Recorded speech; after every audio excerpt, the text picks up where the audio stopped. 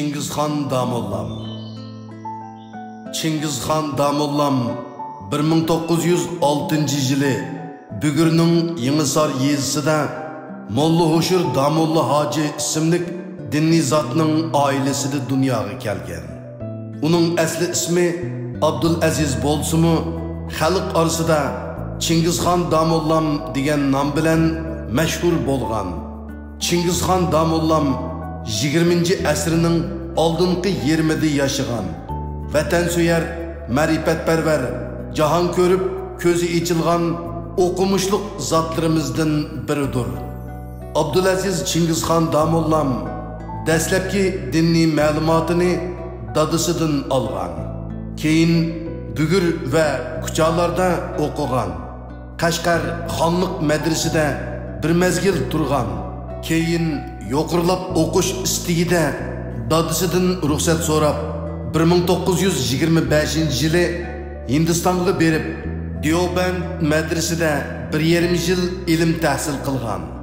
1926-yili Hindistondan ayrilib, paraxod bilan Qohiraga qarab yo'lga chiqqan. Qohiraga yetib borgandan keyin 1927-yili Azhar oliy bilim yurtiga o'qishga kirgan. Azharda 7 yil o'qib, 1934-yili islom qonunshunosligi va islom tarixi sohasi bo'yicha o'qishni g'albilik tamomlagan. Azhar universitetini bitirgandan keyin birinchi Fuat universitetida, ya'ni bugungi Qohira universitetida o'qib, keyin mazkur universitetda o'qituvchi bo'lgan.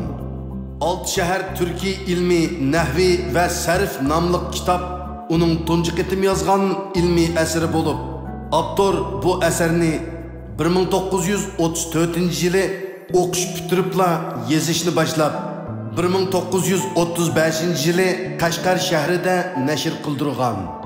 Abdulaziz Chingizxon Damollam Misrlik mashhur shayx Ali Tantavi bilan o'xshash yillarda tug'ilgan bo'lib, Ali Tantavi Damashqda tug'ilib, Misrda ilm tahsil qilib, shu joyga yerlashib, hayotining keyingi yarmini Saudiya Arabistonda o'tkazib, 1999-yili 90 yoshdan oshganda vafot bo'lgan.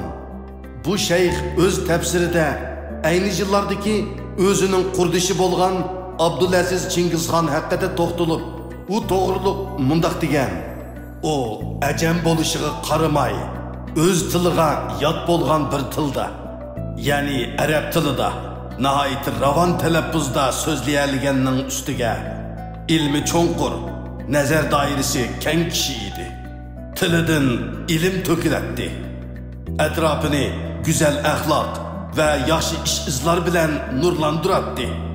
Islom dunyosidagi mashhur shayxlardan biri bo'lgan Ali Tantavining necha 10 yillar keyin o'z tafsirida Chingizxon Damollamni ta'riflashi haqiqatan kishini so'yindirdi. Chingizxon Damollam 1939-yili haj farzini ado qilish uchun dunyo musulmonlarining qiblasi bo'lgan Makka Mukarramga qarab yo'lga chiqqan.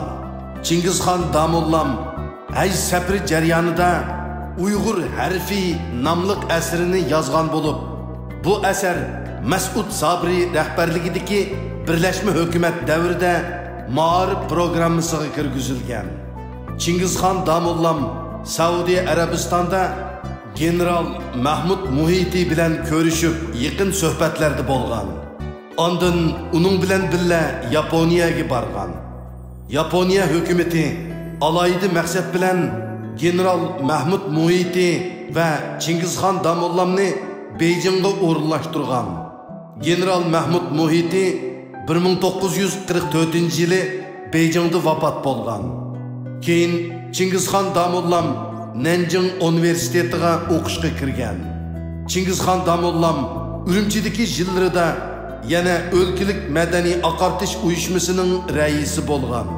Ayni zamondagi millatchilarning nashriy afkori bo'lgan Arik geziti qatorliq gezitlarda maqola yozgan. Uningdan sirt Urumchi Daril Mualliminda islom tarixi va dinniy dars bergan. 1949-yili Xitoy kommunistik hokimiyatining jirginishlik tapanlari Sharqiy Turkiston ziminiga qadam besib, go'zal ona vatanimiz yana bir qitim Xitoyning mustamlikasiga, tajovuziga uchirgandan keyin Chingizxon Damollam chet elga chiqib ketmoqchi bo'lgan cho'ng karvonga qaytilgan.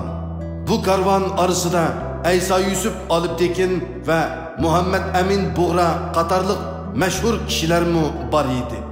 Karvon Xitoy kommunistik hokimiyati ostida yashashni xohlamagan, Xitoy Kompartiyasining o'zlaridan o'ch elishidan xavfsirgan kishilardan, shundaqla bir bo'lik vatanparvar, o't yurak shaxslardan tashkil topgan bu karvon Sharqiy Turkiston bilan Hindistonni ayirib turadigan Himalaya tog'ining shimoliy tarafidagi chegaragacha yetib bordi.